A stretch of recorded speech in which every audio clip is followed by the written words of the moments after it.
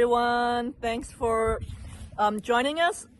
Today, I'm very happy to have Diogo, the managing director of the Terra Nova Fund.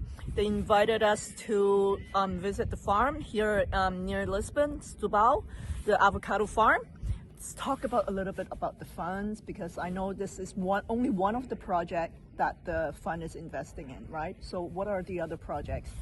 Yeah, that's correct. Well, first of all, Susanna, thank you very much for coming. It's really a pleasure for us to have you here with us and to see what we are doing and how do we invest. As you mentioned, I'm the managing director of actually Terra Verde Capital, which is the fund, the Terra Nova advisor, promoter, and the sponsor of this fund as well. So let's say that we were the ones kicking off the Terra Nova project, and also have an advisory role in everything that is the investment strategy of the fund, together with our management company for Terra Nova. So here we are at, as you mentioned, next to Setúbal, in Herdade da Mitrena.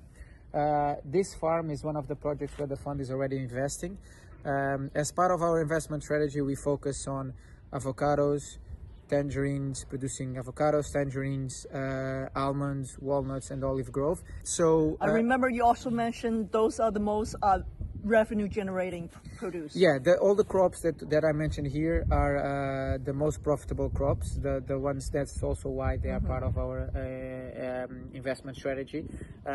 So those are crops that our finance team, our investment team identifies as being quite profitable, and therefore they are part of our investment strategy as well. And when we started thinking about Terra Nova Fund as well, in our analysis, of course, we looked into an investment strategy that covers the production investment in projects that are producing crops that obviously offer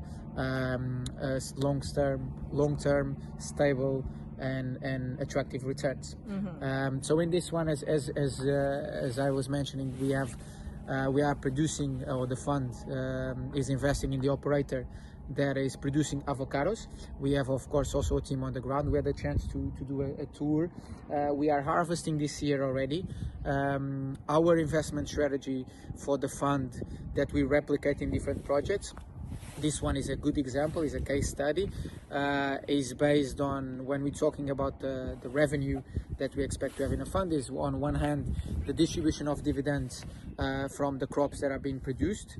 Okay, we have long-term financing agreements with the operators that establish also dividend distribution to the fund and therefore to the investors. And then as being a closed-end fund, we have then a specific exit strategy. Right. I want to talk a little bit about that exit strategy. I think a lot of clients would be interested in. Yeah, exactly. So basically, on one hand, we have the dividend distribution, as I was saying, that will go along the duration of the fund. And then at the exit of the fund, we have an agreed, depending on the projects, but in this one in particular, we have an agreed put option where the operators would buy back the position of the fund, and therefore the position of the investors. Of course, being a put option, the investor can choose not to sell, but the operator has to buy.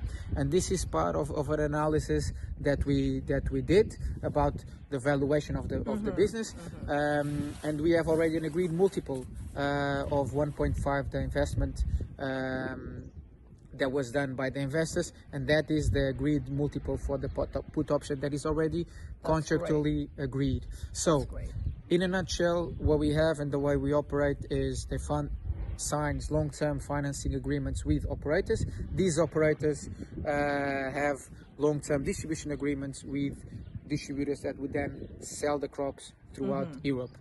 In the investment agreements, we try to establish not only the dividend distribution, but also the exit strategy that I just described. Great. Thank you very much, Diogo, Thank for you your very time. much. Thank you. Bye-bye.